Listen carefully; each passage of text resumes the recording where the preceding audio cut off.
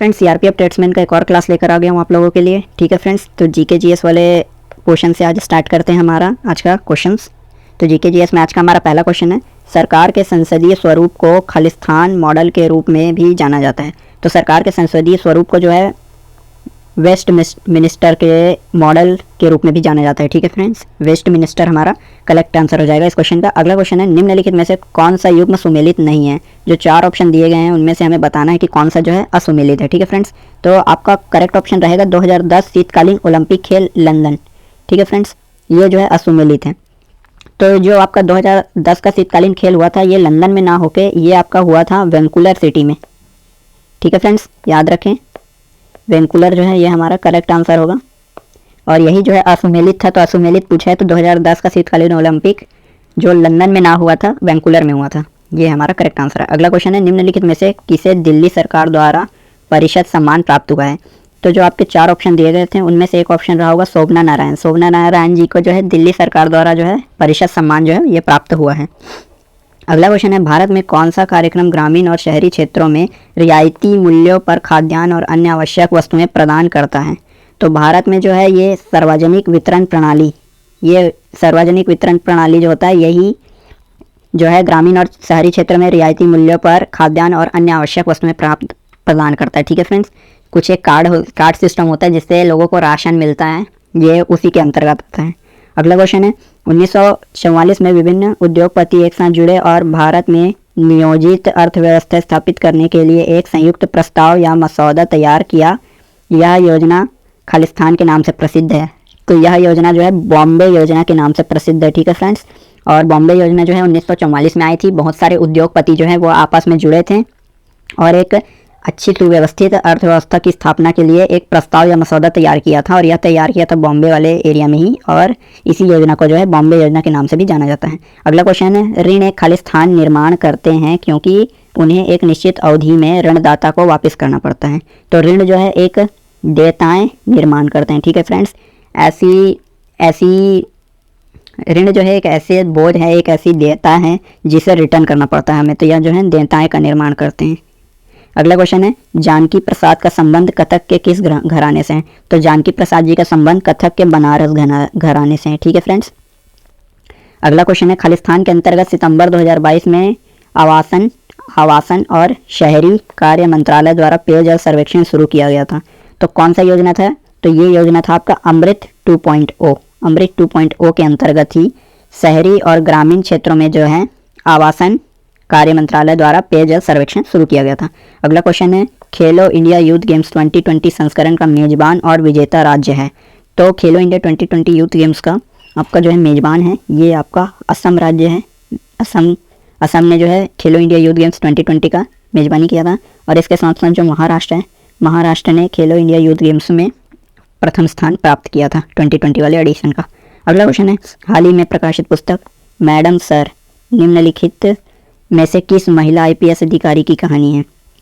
तो जो आपका हाल ही में लॉन्च हुआ है बुक मैडम सर, ये आपके मंजरी जरूहर पर आधारित जो है एक बुक है। ठीक है फ्रेंड्स, इसमें इनकी रियल कहानी का उल्लेख है, इनके संघर्ष की। अगला क्वेश्चन है, प्राकृतिक गैस के ज्वलन पर कौन सी गैस मुक्त होती है। तो प्राकृतिक गैस के ज्वलन पर जो है मुक्त होने वाली गैस है आपका CO2 कार्बन डाइऑक्साइड। ठीक है फ्रेंड्स, कार्बन डाइऑक्साइड हमारा करेक्ट आंसर हो जाएगा। अगला क्वेश्चन है, नालंदा विश्वविद्यालय की स्थापना खालिस्तान द्वारा 5वीं शताब्दी में की गई थी। तो नालंदा विश्वविद्यालय इसकी स्थापना आपके कुमारगुप्त प्रथम ने की थी। ठीक है फ्रेंड्स, और अगला क्वेश्चन देख लेते हैं, खाद्य गाइड पिरामिड के शीर्ष पर क्या आता है। तो खाद्य गाइड पिरामिड के शीर्ष पर जो है आपका वसा और शर्करा आता है। ठीक है फ्रेंड्स, तो वसा और शर्करा ये हमारा करेक्ट आंसर हो जाएगा। देख लेते हैं अगला क्वेश्चन, 1905 बंगाल के विभाजन के लिए अंग्रेजों द्वारा निम्नलिखित में से कौन सा मुख्य तर्क प्रस्तुत किया गया था। तो 1905 में बंगाल का विभाजन किस तर्क के अनुसार किया गया था ये पूछ रहे हैं। तो वहाँ पे जो है प्रशासनिक सुविधा लाने के लिए जो है बंगाल का विभाजन किया गया था ताकि उस क्षेत्र पर अच्छे से प्रशासन किया जा सके। ठीक है फ्रेंड्स, और इसके साथ साथ ये याद रखें बंगाल विभाजन जो है करजन के समय हुआ था। अगला क्वेश्चन है, एल नीनो एक ऐसी घटना है जिसमें हर 2 से 5 साल में खालिस्तान तट से गुजरने वाली ठंडी धारा का स्थान गर्म महासागरीय धारा बहती है। तो एल नीनो जो है एक ऐसी घटना है जिसमें हर 2 से 5 साल में पेरू एक स्थान का नाम है। पेरू के तट से गुजरने वाली ठंडी धारा के स्थान पर गर्म महासागरीय धारा बहती है। ठीक है फ्रेंड्स, धारा का अर्थ हवाओं से होता है। और अगला क्वेश्चन है, चुनाव लड़ने और सरकार में सत्ता पर काबिज होने के लिए एक साथ आने वाले लोगों के समूह को खलिस्तान कहा जाता है। तो चुनाव लड़ने और सरकार में सत्ता पर काबिज होने के लिए एक साथ आने वाले लोगों के समूह को राजनीतिक दल कहा जाता है। ठीक है फ्रेंड्स, राजनीतिक दल हमारा करेक्ट आंसर हो जाएगा।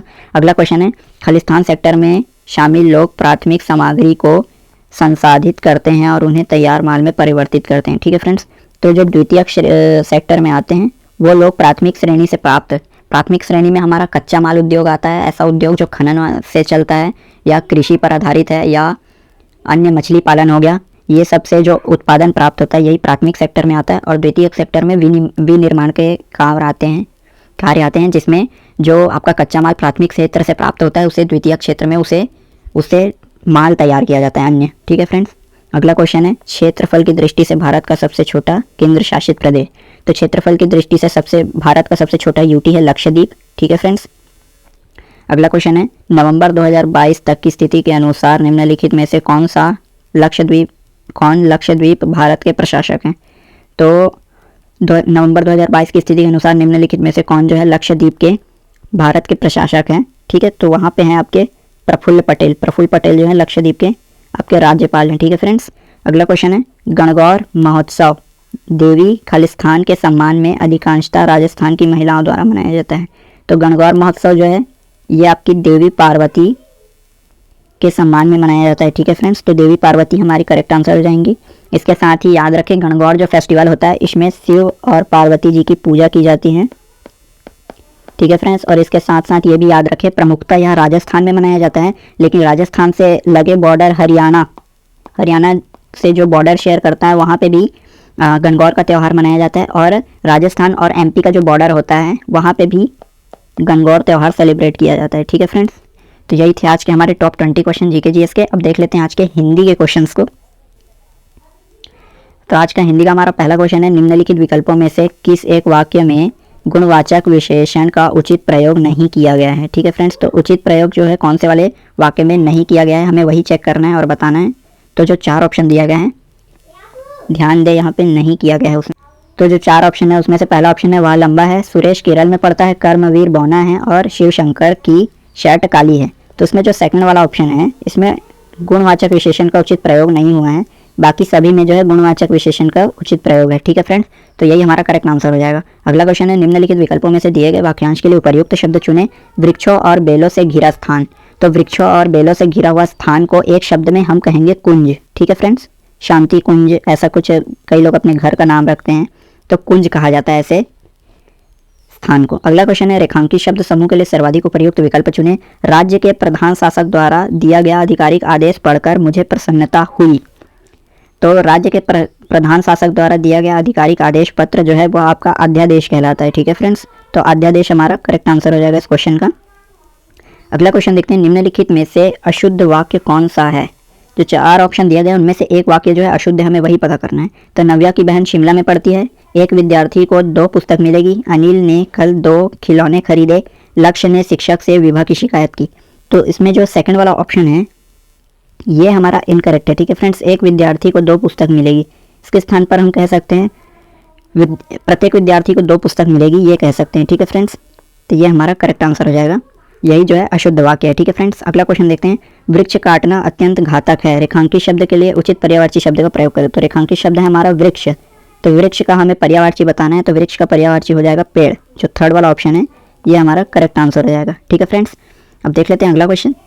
तो अगला क्वेश्चन है हमारा, निम्न वाक्य में रेखांकित शब्द को विकल्पों में से दिए गए शब्दों में से उचित चयन उचित शब्द से बदले। ठीक है, मैंने चित्त में सोचा कि भला ऐसा क्यों होता है। तो हमारा जो रेखांकित शब्द है ये है हमारा चित्त। ठीक है, तो चित्त के स्थान पर रेखांकित शब्द है हमारा है चित्त, और चित्त का जो है उचित शब्द से हम बदल सकते हैं, वह है हमारा मन। मन और चित्त जो है समान होता है। ठीक है फ्रेंड्स, तो थर्ड वाला ऑप्शन जो है हमारा करेक्ट आंसर हो जाएगा मन। अगला क्वेश्चन है, कर्मण्य शब्द के लिए विलोम क्या होगा। कर्मण्य जो है हमारा शब्द दिया गया, इसका हमें विलोम बताना है। तो कर्मण्य शब्द का विलोम होता है अकर्मण्य। ठीक है फ्रेंड्स, फोर्थ वाला ऑप्शन हमारा करेक्ट आंसर हो जाएगा इस क्वेश्चन का। अगला क्वेश्चन देख लेते हैं, निम्नलिखित वाक्य में अशुद्धि पहचाने। ठीक है, जो 4 ऑप्शन दिए गए हैं, एक वाक्य दिया गया है, उसके 4 ऑप्शन दिए गए हैं, हमें बताना है कौन से वाले भाग में अशुद्धि है।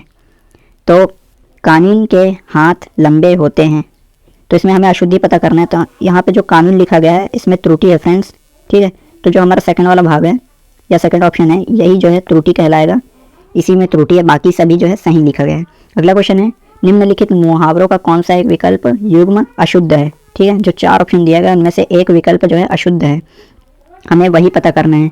तो कान में डाल देना, बता देना, खून सफ़ेद हो जाना, अपमान करना, खून खोलना, जोश आना, कूच कर जाना, चले जाना। तो इसमें जो सेकंड वाला ऑप्शन है खून सफ़ेद हो जाना, इसका अर्थ हमें दिया गया है अपमान करना, जबकि खून सफ़ेद हो जाने का अर्थ होता है आश्चर्यचकित हो जाना, ठीक है फ्रेंड्स। तो सेकंड वाला जो है अशुद्ध युग्म है। अगला क्वेश्चन देख लेते हैं, आकर्षण शब्द का विलोम क्या होगा। तो आकर्षण शब्द का विलोम जो है हमारा विकर्षण हो जाएगा। फोर्थ ऑप्शन जो है ये हमारा करेक्ट आंसर हो जाएगा, ठीक है फ्रेंड्स। अगला क्वेश्चन है, जो बीत गया वाक्यांश के लिए सार्थक शब्द है। जो बीत गया वाक्यांश के लिए एक सार्थक शब्द जो है वो हो जाएगा आपका व्यतीत, ठीक है फ्रेंड्स। थर्ड वाला जो है ऑप्शन आपका करेक्ट आंसर हो जाएगा। अगला क्वेश्चन है, कमल शब्द का पर्यायवाची। तो कमल का पर्यायवाची जो है ये पूछ रहा है हमें। तो जो 4 ऑप्शन दिया गया है उनमें से जो थर्ड वाला ऑप्शन है पंकज, कमल का जो है पंकज जो है वो करेक्ट आंसर हो जाएगा, ठीक है फ्रेंड्स।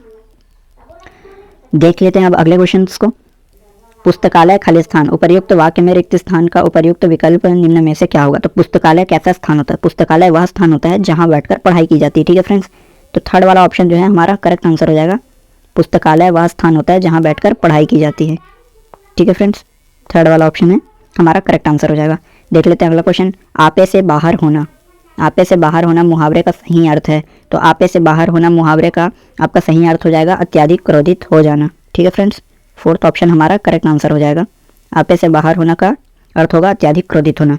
निम्नलिखित अकर्मक एवं सकर्मक क्रिया शब्द युग्मों में से किसमें त्रुटि है, ठीक है फ्रेंड्स। जो 4 ऑप्शन दिए गए उनमें से एक ऑप्शन में त्रुटि है। तो दिखना देखना ये तो करेक्ट है, खुलना खोलना ये भी करेक्ट है, जुड़ना जोड़ना ये भी करेक्ट है, मुड़ना मोड़ना ये जो है इनकरेक्ट है, ठीक है फ्रेंड्स। तो यही हमारा करेक्ट आंसर हो जाएगा, फोर्थ ऑप्शन। बाकी सारे जो हैं वो आपके सही ही दिए गए हैं, ठीक है फ्रेंड्स। तो यही थे आज के हमारे हिंदी के टॉप 15 क्वेश्चन। बाकी जो आपका गद्यांश रहेगा ये आपके घर के लिए होमवर्क रहेगा, आप इसे घर पे आराम से सॉल्व करें। इसके साथ ही आप कोई भी ऐसे एग्जाम की तैयारी कर रहे हैं या सीआरपीएफ ट्रेड्समैन की तैयारी कर रहे हैं जिसमें आपको 10th और 12th लेवल का रीजनिंग और मैथ्स मंगा है, तो आप रीजनिंग और मैथ्स के क्वेश्चन भी इस पीडीएफ से सॉल्व कर सकते हैं, ठीक है फ्रेंड्स। पीडीएफ का लिंक आपको कमेंट सेक्शन में मिलेगा, आप वहाँ से इन पीडीएफ को डाउनलोड करके घर पे आराम से प्रैक्टिस कर सकते हैं। आज की इस वीडियो में इतना ही फ्रेंड्स, ठीक है फ्रेंड्स, थैंक यू।